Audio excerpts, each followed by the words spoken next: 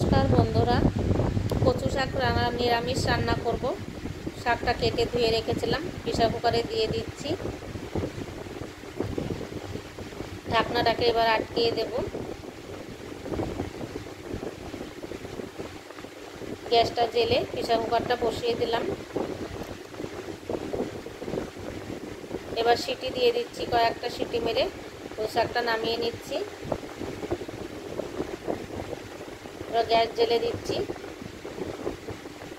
কড়াইতে এবার সর্ষের তেল দিয়ে দেবো পরিমাণ মতন। এবারে হাতার পাতা দিয়ে কচু শাকের জলটা আমি চিপড়ে যে ফেলে দিচ্ছি। এতে অত সহজে তাড়াতাড়ি রান্না করা হয়ে যাবে কচু শাক।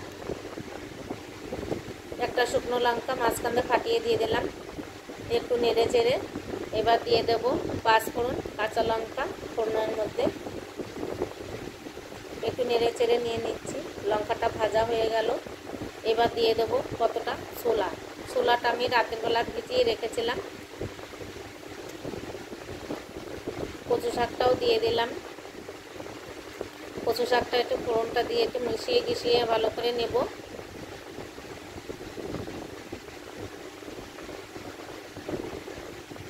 এবার স্বাদ মতো হলুদ দিয়ে দিলাম, নেড়ে এবার দিয়ে দেবো নুন স্বাদ মতন। এটাকে মিশিয়ে নিলাম। আর খুন্তির মাথা দিয়ে একটু ঘেটে দিতে হবে। এবার একটু মিষ্টি হবে, সেই পরিমাণ মতন চিনি দিয়ে দেবো।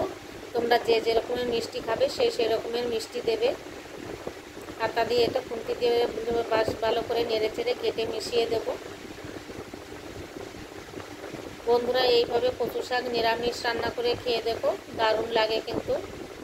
গ্যাসটাকে বন্ধ করে শাকটাকে নামিয়ে নিলাম। দেখো আমার রেসিপি কমপ্লিট হয়ে গেছে। টাটা।